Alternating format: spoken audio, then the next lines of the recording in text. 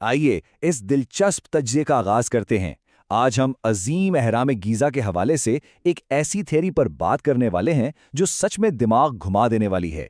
मिस्र के तपते सहरा में खड़ा ये 4,500 साल पुराना ढांचा आज भी किसी बड़े मुअम्मे से कम नहीं। लेकिन क्या हो अगर ये महज एक मकबरा ना हो?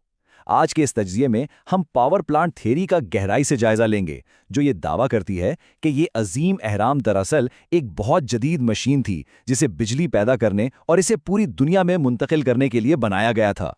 इस राज को वाकई समझने के लिए सबसे पहले इसके नाकाबिले यकीन साइज का अंदाज़ा लगाना ज़रूरी है। इस अजीम ढांचे में तकरीबन 23 लाख बड़े पत्थर इस्तेमाल हुए और हर पत्थर का वजन 2 से लेकर 80 टन तक है। इन सबको मिलाकर टोटल वजन बनता है 6.25 मिलियन टन। जरा तसव्वुर करें, दुनिया की सबसे ऊंची इमारत बुर्ज खलीफा का कुल वजन भी सिर्फ 5 लाख टन है। यानी ये अहराम इससे 11-12 गुना ज्यादा भारी है। और हैरत की बात यह कि ये पत्थर 800 किलोमीटर दूर से यहां लाए गए थे।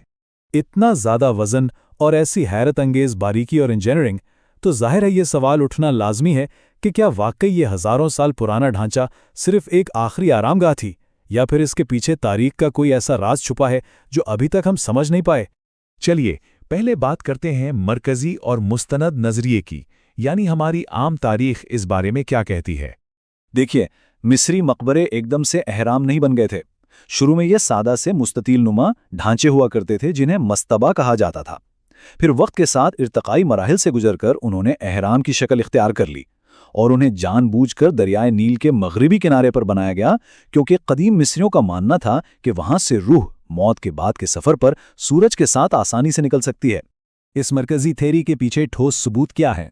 दरअसल वहां दीवारों पर कदीम मिस्री रस्मुल खत यानी हेरोग्लिफिक्स मिले हैं, जिनसे साबित होता है कि ये अहराम 2560 कब मसीह में फिरौन खोफू के लिए बनाया गया था।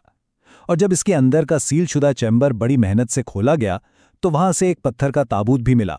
लेकिन यहां एक छोटा सा ट्विस्ट है, वो ताबूत बिल्कुल खाली था, वहां कोई मम्मी मौजूद नहीं थी। बस फिर इसी खाली ताबूत की वजह से एक बिल्कुल नई और सनसनीखेज कहानी ने जन्म लिया, द पावर प्लांट हाइपोथेसिस। 1998 में क्रिस्टोफर डन नाम के एक मुहक्किक ने अपनी किताब द गीज़ा पावर प्लांट में एक तहलका खेज दावा किया। उन्होंने कहा कि भाई ये कोई मकबरा नहीं बल्कि एक बहुत बड़ी मशीन थी। उनका मानना था कि ये अहराम हाइड्रोजन और हार्मोनिक रेजोनेंस का इस्तेमाल करके दरअसल एनर्जी यानी तवानाई पैदा करने का काम करता था। Anatomy of a machine. आइए देखते हैं कि ये अजीम ढांचा आखिर एक पावर प्लांट के तौर पर काम कैसे कर सकता था। ये पूरी की पूरी मुतबादल थियरी साइंस के एक बहुत ही दिलचस्प उसूल पर खड़ी है, जिसे पीजो इलेक्ट्रिक इफेक्ट कहते हैं। ये उसूल कहता है कि जब कुछ मखसूस ठोस मादों, खासतौर पर क्वार्ट्ज क्रिस्टल्स पर फिजिकल या मैकेनिकल दबाव डाला जाता है तो उनके अंदर से एक इलेक्ट्रिक चार्ज पैदा होता है। ये कोई देवमालाई कहानी नहीं बल्कि तस्लीम शुदा सॉलिड साइंस है। अब जरा इस मैकेनिज्म को अहराम पर फिट करके देखते हैं।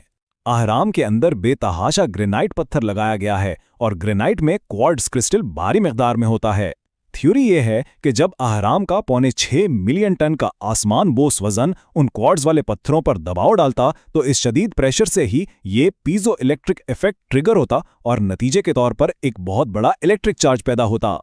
चलिए मान लिया कि बिजली पैदा हो गई, लेकिन इसका करना क्या था?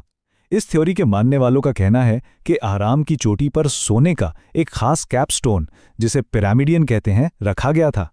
सोना बिजली का बेहतरीन कंडक्टर है, इसलिए यह महज कोई चमकदार सजावट नहीं थी, बल्कि ये एक ट्रांसमीटर का काम करता था, जो अहराम के अंदर पैदा होने वाली जबरदस्त तवानाई को फिजा में और दुनिया भर में मुंतकिल कर देता था।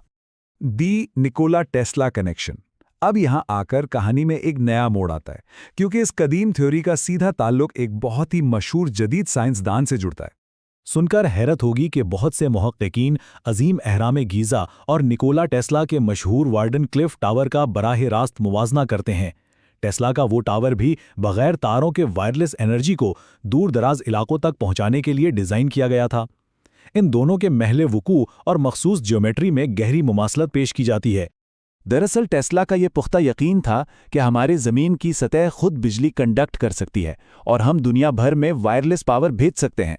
पावर प्लांट थ्योरी वाले यही कहते हैं कि जो बात जदीद साइंस आज समझने की कोशिश कर रही है, कदीम मिस्रियों को ज़मीन की इस एनर्जी और मैग्नेटिक खुसूसियात का वो गहरा इल्म हज़ारों साल पहले से ही हासिल था। Facts versus speculations. अब वक्त आ गया है कि इन दिलचस्प मशीनी मफरूज़ों और उन ठोस आसार कदीमा के हक़ाइक़ के दरमियान फ़र्क किया जाए जो हमें अब तक मिल चुके हैं। हालांकि ये पावर प्लांट वाली बात किसी साइफाई मूवी की तरह सुनने में बहुत ज़बरदस्त और दिलफरेब लगती है, लेकिन सच्चाई ये है कि मुस्तनद तारीखदान और आर्कियोलॉजिस्ट्स इसे बिल्कुल नहीं मानते। उनका वाज़े मौक़िफ़ है कि खुदाई के दौरान मिलने वाले किसी भी तारीखी रिकॉर्ड में ऐसी किसी एडवांस टेक्नोलॉजी या मशीनों का कोई भी ठोस फिजिकल सबूत आज तक नहीं मिला। यही वजह है कि मेन स्ट्रीम माहिरीन मुत्तफ़िक़ा तौर पर इसे एक बेमिसाल और शानदार शाही मकबरा ही तस्लीम करते हैं। उनकी नज़र में ये एनर्जी ट्रांसमीटर वाली बात महज एक क़यास आराई या अफसानवी कहानी के सिवा कुछ नहीं, जिसकी कोई तारीखी बुनियाद मौजूद नहीं।